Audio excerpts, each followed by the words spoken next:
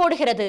Apni Cinemax Khushbu, Benz Media ACS Arunkumar வழங்கும் சுந்தர் சியின் அரண்மனை 4 இசை hip-hop Tamizha.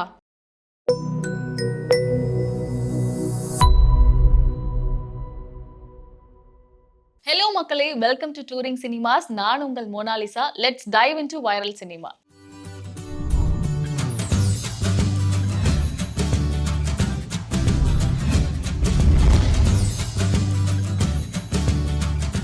Ulaganayagan Kamal Haasan back to back வந்து 3 மூவிஸ்ல கண்டினியூஸா நடிச்சிட்டு இருக்காரு. இந்தியன் 2, கல்கி அண்ட் தக் லைஃப்னு. இதுல இந்தியன் 2 அண்ட் கல்கி மூவிஸ் வந்து ரிலீஸ்க்கு ரெடி ஆயிட்டு இருக்கு. ஆல்ரெடி இதை பத்தி பேசியிருந்தோம் நம்ம.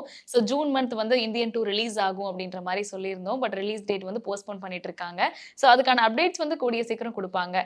ஸோ இப்போ வந்து ஒரு மூவி முடிச்சதுக்கு அப்புறம் அடுத்த மூவிக்கு ஒரு பிரேக் கூட எடுக்காம அடுத்தடுத்து கண்டினியூஸா நடிச்சிட்டு இருக்காரு கமல்ஹாசன். ஸோ இப்போ வந்து தக் லைஃப் படத்துல அவர் வந்து நடிச்சிட்டு இருக்காரு அப்படின்றது நம்ம எல்லாருக்குமே தெரியும். ஸோ நாயகன் படம் ரிலீஸ் ஆகி கிட்டத்தட்ட 30 இயர்ஸ் ஆக போகுது. சோ 30 இயர்ஸ்க்கு அப்புறம் மணிரத்னம் அண்ட் கமல்ஹாசன் காம்போ வந்து ஜாயின் பண்ணியிருக்காங்க. சோ இந்த படத்துல கமல்ஹாசனோட சேர்ந்து த்ரிஷா, சிம்பு மற்றும் பல நட்சத்திரங்கள் நடிச்சிருக்காங்க. சோ இந்த படம் வந்து கம்ப்ளீட்டா எதை பேஸ் பண்ணி இருக்கும் அப்படின்னு பாத்தீங்கன்னா, கிராமத்துல இருந்து ஒரு கேங்ஸ்டர் எவால்வ் ஆகுற ஒரு ஸ்டோரியா தான் இருக்கும் அப்படின்ற மாதிரி சொல்லியிருந்தாங்க ரீசன்ட் டேஸ்ல. இந்த படத்தோட படக்குழு ஒரு ஷூட்டிங் ஸ்பாட் இமேஜ் ஒன்னு ஷேர் பண்ணிருக்காங்க. அது சோசியல் மீடியால பயங்கர ட்ரெண்ட் ஆயிட்டு இருக்கு. சோ அந்த பிக்சர்ல பாத்தீங்கன்னா கமல்ஹாசன் வந்து கம்ப்ளீட்டா வேற லுக்ல இருக்காரு. சோ கமல் கூட சேர்ந்து அபிராமி, சிம்பு, நாசர்னு நிறைய பேர் இருக்காங்க. நம்ம ஆல்ரெடி பார்த்திருப்போம் இந்த மூவியோட டைட்டில் ப்ரோமோ வீடியோல கமல்ஹாசன் வந்து ஒரு நீளமான தாடி அண்ட் நீளமான ஒரு ஹேர் வச்சுட்டு ரொம்ப ஒரு வேற மாதிரியான ரக்கட் கெட்டப்ல இருப்பாரு. இப்போ வந்து பாத்தீங்கன்னா கம்ப்ளீட்டா வந்து எல்லாத்தையும் வந்து லைக் கிளீனா கட் பண்ணிட்டு வேற லெவல்ல இருக்காரு. சோ இந்த இமேஜ் வந்து படத்தோட எதிர்பார்ப்பை இன்னும் வந்து இன்க்ரீஸ் பண்ணிருக்கு அப்படின்னு தான் சொல்லணும். சோ அந்த மாதிரி தான் அந்த போஸ்டர் இருக்கு. இந்த படத்துல ஸ்டார்டிங்ல துல்கர் சல்மான் அண்ட் ஜெயம் ரவி தான் நடிக்க போறாங்க, அவங்க கமிட் ஆக போறாங்க அப்படின்ற மாதிரி அப்டேட் கொடுத்திருந்தாங்க. பட் ஆனா இப்போ வந்து அவங்க ரெண்டு பேருமே இந்த படத்துல இருந்து வெளியேறிட்டாங்க, நடிக்க வாய்ப்பு இல்லை அப்படின்ற மாதிரி சொல்லியிருக்காங்க. சோ நம்ம எல்லாருக்குமே ஆல்ரெடி தெரியும் துல்கர் சல்மானுக்கு பதிலா சிம்பு தான் இந்த படத்துல கமிட் ஆயிருக்காரு. அண்ட் ஜெயம் ரவிக்கு பதிலா யார் நடிக்க போறா அப்படின்றது ஒரு குவெஸ்டின் மார்க்காவே இருந்தது. சோ இப்போ வந்து அவங்க அதுக்கான அப்டேட்டையும் கொடுத்திருக்காங்க. என்ன அப்படின்னா, இந்த படத்துல அரவிந்த் சாமி அண்ட் அசோக் செல்வன் வந்து கமிட் ஆக போறாங்க அப்படின்ற மாதிரி அப்டேட் கொடுத்திருக்காங்க. சோ வந்து இந்த படத்துக்கான அபிஷியல் அப்டேட்ஸ் வந்து டுமாரோ ரிலீஸ் ஆகும் அப்படின்னு சொல்லியிருக்காங்க. சோ நாளைக்கு எப்ப வரும் அப்படின்னு சொல்லி ரசிகர்கள் எல்லாரும் ரொம்ப ஆவலா வெயிட் பண்ணிட்டு இருக்காங்க. நம்ம ஆல்ரெடி வந்து நாயகன் படத்துல ஒரு பெரிய கேங்ஸ்டரா பார்த்திருக்கோம். சோ அந்த படம் ரிலீஸ் ஆகி 30 இயர்ஸ் ஆகியும் இன்னமும் அந்த படம் பேசப்பட்டுட்டு இருக்கு. சோ இந்த காம்போல திரும்பவும் ஒரு படம் வந்து ரிலீஸ் ஆக போகுது அப்படின்றது மக்கள் மத்தியில இன்னும் ஒரு எதிர்பார்ப்பை தான் தூண்டி இருக்கு அப்படின்னு சொல்லணும். ஆக்டர் தனுஷ் வந்து ஒரு ஆல் இன் ஆல் அழகுராஜா அப்படின்னு தான் சொல்லணும். ஏன் அப்படின்னு கேட்டீங்கன்னா, ஆக்டிங்ல இருந்து சிங்கிங்ல இருந்து டைரக்ஷன்ல இருந்து ப்ரொடக்ஷன்ல இருந்து எல்லாமே பண்ணிட்டு இருக்காரு அவரு. சோ பாண்டி படத்துக்கு அப்புறமா அவரே டைரக்ட் பண்ண படங்கள் அப்படின்னா அது நிலவுக்கு Enmel Ennadi Kobam and Raayan movies and also இந்த படங்கள்ல அவரே நடிச்சிருக்காரு. நிலவுக்கு என்மேல் என்னடி கோபம் படத்தோட ஷூட்டிங் வந்து இப்போ பாதியில ஸ்டாப் பண்ணிட்டாங்க. சோ அந்த படத்தோட ஸ்கிரிப்ட் ஒர்க்ஸ்க்கு ஐஸ்வர்யா ரஜினிகாந்தோட கதையும் கொஞ்சம் மிங்கிள் பண்ணியிருக்காங்க, அவங்களும் நிறைய ஹெல்ப் பண்ணியிருக்காங்க அப்படின்ற மாதிரி சொன்னாங்க. அண்ட் இப்போ தனுஷ் அண்ட் ஐஸ்வர்யா ரஜினிகாந்த் ரெண்டு பேருமே பிரிஞ்சிட்டதுனால அவங்களோட கதையை இதுல யூஸ் பண்றது தப்பு அப்படின்றதுனால அந்த ஸ்கிரிப்ட்ல கொஞ்சம் ரீவொர்க்ஸ் பண்ணிட்டு இருக்காங்க. சோ அந்த ரீசன்னால தான் இந்த படத்தோட ஷூட்டிங் வந்து பாதியில ஸ்டாப் பண்ணி வச்சிருக்காங்க. அண்ட் இப்போ வந்து ராயன் படத்தை அவரே இயக்கி வந்து நடிச்சிருக்காரு. இந்த படம் ரிலீஸ்க்கு தயாராயிட்டு இருக்கு. இந்த படம் வந்து ஏப்ரல் மந்த் ரிலீஸ் ஆகும் அப்படின்ற மாதிரி அப்டேட் கொடுத்திருந்தாங்க ஆல்ரெடி. பட் இந்த படத்தோட ரிலீஸ் டேட் வந்து இன்னும் போஸ்ட்போன் ஆயிட்டே போகுது. அதுக்கு ரீசன் என்ன அப்படின்னு பாத்தீங்கன்னா, இந்த படத்தோட ரீ ரெக்கார்டிங் ஒர்க்ஸ் எதுவுமே கம்ப்ளீட் ஆகல. சோ அந்த ஒர்க்ஸ் எல்லாம் போஸ்ட்போன் ஆகுறதுனால தான் படத்தோட ரிலீஸ் டேட் வந்து போஸ்ட்போன் ஆகுது அப்படின்ற மாதிரி சொல்லியிருக்காங்க. சோ இந்த படத்துக்கு வந்து மியூசிக் டைரக்டர் யார் அப்படின்றது நம்ம எல்லாருக்குமே தெரியும். அது ஒரு ஆடட் அட்வான்டேஜ், ஆடட் ட்ரீட்னு தான் சொல்லணும். யார் அப்படின்னா AR ரஹ்மான். சோ இந்த படத்துல தனுஷ் கூட சேர்ந்து SJ சூர்யா, செல்வராகவன், துஷாரா விஜயன், சந்தீப் கிஷன், அபர்ணா முரளி, வரலட்சுமி சரத்குமார், காளிதாஸ் ஜெயராம்னு இவங்க எல்லாருமே ரொம்ப இம்பார்ட்டன்ட் ரோல்ல ஆக்ட் பண்ண போறதா பேசிக்கிறாங்க. கண்டிப்பா இவங்க எல்லாரும் நடிக்கிறாங்க அப்படின்னா அவங்களுக்கு ஒரு இம்பார்ட்டன்ட் ரோல் இல்லாமையா இருக்கும். ஏன்னா இவங்க எல்லாருமே தமிழ் சினிமால ரொம்ப முக்கியமான நபர்கள் அப்படின்னு தான் சொல்லணும். சோ இந்த படத்தோட ஷூட்டிங் முடிஞ்சு அவங்க வந்து ப்ரமோஷன்ஸ் ஒர்க் ஸ்டார்ட் பண்ணிட்டாங்க அப்படின்ற மாதிரி சொல்லிட்டு இருந்தாங்க. பட் இன்னுமே எந்த ஒரு அப்டேட்டுமே கொடுக்கலையே அப்படின்னு ரசிகர்கள் எல்லாரும் ரொம்ப ஆவலா வெயிட் பண்ணிட்டு இருந்தாங்க. இப்போ இந்த படத்தோட ஃபர்ஸ்ட் சிங்கிள்கான அறிவிப்பு ஒன்று ரிலீஸ் பண்ணியிருக்காங்க. ஸோ அந்த போஸ்டர்ல பார்த்தீங்கன்னா தனுஷ் வந்து ஒரு 10 தலை ராவணனுக்கு முன்னாடி உட்காந்துருக்காரு. ரொம்ப ஒரு ரக்கடான லுக்ல இருக்காரு அப்படின்னு தான் சொல்லணும். ஏன் அப்படின்னா அவர் நடிக்காத ரோலே கிடையாது. கிட்டத்தட்ட அவர் எல்லா ரோல்ஸுமே பண்ணிட்டாரு. அண்ட் நிறைய பார்த்தீங்கன்னா நிறைய இந்த மாதிரி ஒரு ரக்கடான ரோல்ஸ்லாம் நிறையவே பண்ணியிருக்காரு. ஸோ எகெயின் வந்து அந்த மாதிரியான ஒரு போஸ்டர் தான் அவங்க ரிலீஸ் பண்ணியிருக்காங்க. ஸோ இந்த போஸ்டரை பார்த்ததுமே வந்து மக்கள் எல்லாரும் இந்த படம் எப்போ ரிலீஸ் ஆகும் அப்படின்னு சொல்லி ரொம்ப ஆவலா வெயிட் பண்ணிட்டு இருக்காங்க. ஸோ ரீசெண்டா வளர்ந்து வர இளம் நடிகர்கள்ல ஒருத்தர் அப்படின்னா அது அதர்வா தான். ஸோ ரீசெண்டா அவர் வந்து ஓடிடி தளத்துல மத்தகம் அப்படின்ற ஒரு வெப் சீரிஸ் பண்ணியிருந்தாரு. ஸோ அந்த வெப் சீரிஸை தொடர்ந்து அடுத்ததா டிஎன்ஏ அப்படின்ற ஒரு படத்துல அவர் கமிட் ஆயிருந்தாரு. ஸோ அந்த படத்தோட அப்டேட் வந்து லாஸ்ட் இயரே நமக்கு வந்திருந்தது.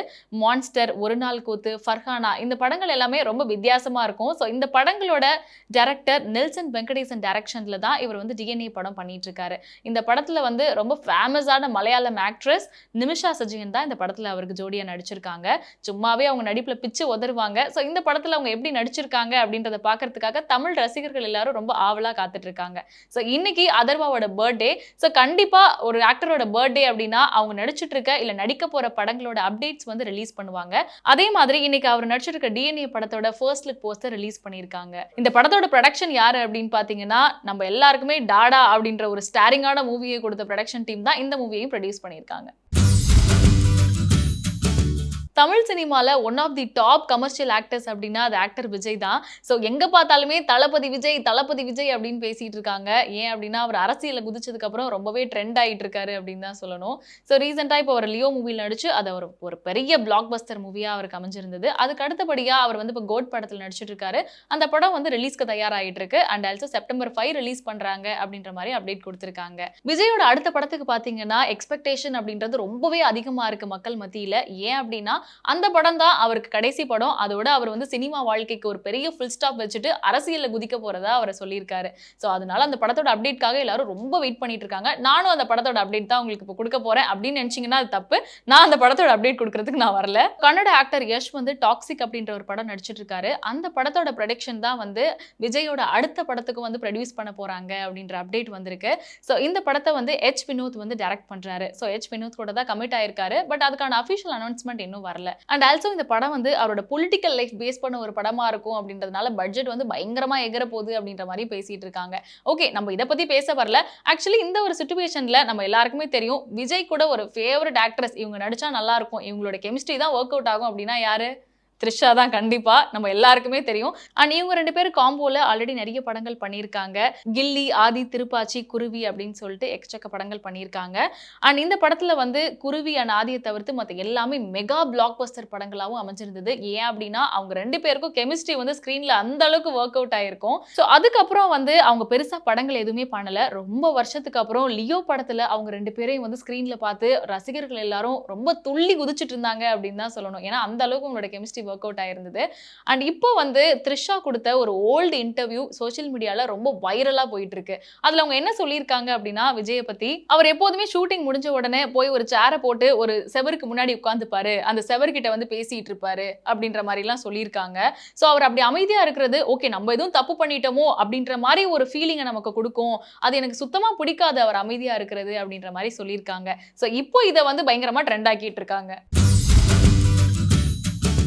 ஸோ இப்போதான் நம்ம வந்து தனுஷ் பத்தி பேசிட்டு இருந்தோம். அவர் ஒரு ஆளுநாள் அழகு ராஜா அப்படின்னு சொல்லிட்டு இருந்தோம். ஸோ ராயன் பட ஷூட்டிங்க்கு அப்புறமா அவர் குபேரா பட ஷூட்டிங்ல ரொம்பவே பிஸியா நடிச்சிட்டு இருக்காரு. ஸோ ஆளுநாள் அழகு ராஜாவா இருந்தவரை ஆளுநாள் அழுக்கு ராஜாவா மாத்தி இந்த படத்துல ஒரு அப்டேட் கொடுத்திருக்காங்க. ஸோ தனுஷ் வந்து தொடர்ந்து தெலுங்கு பட டேரக்டர்ஸ் கூட நடிச்சிட்டு வராரு. ஆல்ரெடி வந்து டேரக்டர் வெங்கி கூட சேர்ந்து வாத்தி படம் பண்ணியிருந்தாரு. ஸோ அந்த படம் வந்து ரொம்ப வெற்றி படமா அவருக்கு அமைஞ்சிருந்தது.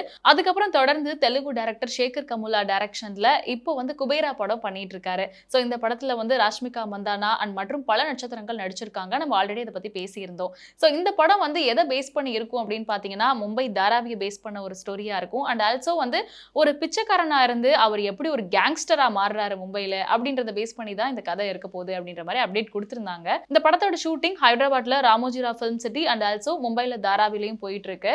ஆல்ரெடி ராயன் படத்திலுமே அவர் வந்து ஒரு கேங்ஸ்டர் லுக்ல தான் வந்து ஒரு போஸ்டர் ரிலீஸ் பண்ணிருக்காங்க. அண்ட் இந்த படத்திலுமே ஒரு கேங்ஸ்டர் அப்படின்ற மாதிரி தான் அப்டேட் கொடுத்திருக்காங்க. என்னடா தொடர்ந்து கேங்ஸ்டரா நடிச்சிட்டு இருக்காரு, ஒரு ஃபீல் குட் ஃபிலிம் கொடுத்து ஒரு ரொம்ப நாள் ஆச்சே அப்படின்ற மாதிரி நிறைய பேர் ஃபீல் பண்ணிட்டு இருக்காங்க அவங்களோட ரசிகர்கள் எல்லாரும். அண்ட் இந்த படத்துல ராஷ்மிகா மந்தானா அண்ட் தனுஷ் அவங்க 2 பேருமே ஒரு புது காம்போ. ஸோ இவங்களோட கெமிஸ்ட்ரி எப்படி இருக்க போகுது அப்படின்ற ஒரு எதிர்பார்ப்பும் ஒரு சைடு இருக்கு. இப்போ இந்த சமயத்துல ஒரு இன்ட்ரெஸ்டிங்கான திங் என்ன அப்படின்னா இந்த படத்துல வில்லனா நாகார்ஜுனா கமிட் ஆயிருக்காரு. ஸோ அவர் சும்மாவே நடிப்புல பிச்சு உதறுவாரு. இந்த படத்துல எப்படி நடிக்க போறாரு அப்படின்றத பாக்குறதுக்கும் இன்னொரு சைட் ஆஃப் மக்கள் வந்து ரொம்ப வெயிட் பண்ணி பார்த்துட்டு இருக்காங்க. அண்ட் ஆல்சோ இந்த படத்தோட ஃபர்ஸ்ட் லுக் கிளிம்ஸை ரிலீஸ் பண்ணியிருக்காங்க. இந்த போஸ்டர்ல நாகார்ஜுனா கட்டுக்கட்டா பணத்தை வச்சுட்டு கெத்தா உட்கார்ந்துருக்காரு. அண்ட் ஆல்சோ இந்த போஸ்டர் வந்து சோஷியல் மீடியால ரொம்பவே ட்ரெண்டா போயிட்டு இருக்கு. ஓகே, இந்த படத்தை பத்தி பேசிட்டு இருக்கும்போது ஒரு இம்பார்ட்டன்ட் நியூஸை நான் விட்டுட்டேன். என்ன அப்படின்னு கேட்டீங்கன்னா, ஓகே இப்போ நம்ம வந்து பார்த்திருப்போம், இளம் நடிகர்கள் எல்லாருமே வந்து அவங்களோட கெரியருக்காக லேடி கெட்டப்ல இருந்து எல்லா கெட்டப்ஸுமே போடுவாங்க. ஏன் அப்படின்னா அவங்க வந்து அந்த க்ரோ ஆகுற கேட்டகரியில இருக்கிறப்போ எல்லாமே பண்ணுவாங்க. அதை நம்ம பார்த்திருப்போம். இப்போ ஆக்டர் தனுஷ் வந்து ஒரு ஸ்டார் ஆயிட்டாரு. இந்த ஸ்டார் வந்து இப்படிலாம் கஷ்டப்பட்டு நடிக்கிறாரா அப்படின்ற மாதிரி நிறைய கஷ்டப்பட்டு நிறைய ரோல்ஸ் அவர் பண்ணியிருக்காரு. நம்ம ஆல்ரெடி பார்த்திருப்போம் அவர் எவ்வளோ கஷ்டப்பட்டுலாம் ரோல்ஸ் பண்ணியிருக்காரு அப்படின்றத. ஸோ இதுலயுமே பார்த்தீங்கன்னா கிட்டத்தட்ட ஒரு 10 நாள் குப்பை கிடங்குல இருந்து அவர் வந்து ஆக்ட் பண்ணியிருக்காரு. அவர் மாஸ்க் கூட போட்டுக்கல அப்படின்ற மாதிரி படக்குழு வந்து அஃபீஷியலா அனௌன்ஸ் பண்ணியிருக்காங்க. ஸோ அந்த அளவுக்கு கஷ்டப்பட்டு அவர் நடிக்கிறத கேட்டு அவரோட ரசிகர்கள் எல்லாருமே வந்து ஒரு ஆனந்த கண்ணீர் வடிச்சிட்டு இருக்காங்க அப்படின்னு தான் சொல்லணும். மண்டி தொகுதியில பிஜேபி வேட்பாளரா நடிகை கங்கனா ரணாவத் வந்து போட்டியிடுறாங்க. சோ என்னடா வைரல் சினிமான்னு சொல்லிட்டு சினிமா பத்தி பேசாம அரசியல் பத்தி பேசுறேனே அப்படின்னு யோசிப்பீங்க. சோ நிறைய ஃபேமஸான ஆக்டர்ஸ் எல்லாருமே அவங்களோட சினிமா வாழ்க்கைக்கு அப்புறம் பொலிட்டிக்கல்ல குதிக்கிறது அப்படின்றது ரொம்ப யூசுவலான விஷயம். அதை நம்ம ரொம்ப வருஷமா பார்த்துட்டும் இருக்கோம். இப்போ வரைக்கும் அது பேசப்பட்டுட்டும் இருக்கு. சோ அதே போலதான் கங்கனா ரணாவத்தும் வந்து இப்போ மண்டி தொகுதியில போட்டியிடுறாங்க. இப்போ எலெக்ஷன் நடந்துட்டு இருக்கிறதுனால அதுக்கான தீவிர பிரச்சாரத்துல அவங்க ஈடுபட்டு இருக்காங்க. சோ இதுல பாத்தீங்கன்னா அந்த பிரச்சாரத்துல அவங்க என்ன சொல்லியிருக்காங்க அப்படின்னா, எனக்கு ராஜஸ்தான்ல இருந்து டெல்லியில இருந்து வெஸ்ட் பெங்கால்ல இருந்து எங்க போனாலும் வந்து மதிப்பு மரியாதை வியப்பு அப்படின்னு சொல்லி எல்லாத்தையும் மக்கள் எனக்கு வாரி குவிக்கிறாங்க. சோ ஆக்டர் அமிதாப் பச்சனுக்கு அப்புறமா இங்க நான் தான், எனக்கு தான் இந்த அளவுக்கு ரெஸ்பெக்ட் கிடைச்சிருக்கு இந்த இண்டஸ்ட்ரியில அப்படின்னு சொல்லி ஆக்டர் அமிதாப் பச்சன் கூட அவங்களை கம்பேர் பண்ணி பேசியிருக்காங்க. சோ சும்மாவே சந்திரமுகி படத்துக்கு அப்புறம் அவங்க வந்து அவங்களோட கலாய்ன்னு கலாய்ச்சிட்டு இருக்காங்க எல்லாரும். சோ இந்த சம்பவத்துக்கு அப்புறம் அவங்களை இன்னும் ரொம்பவே கலாய்ச்சி பயங்கரமா ட்ரெண்ட் ஆக்கிட்டு இருக்காங்க.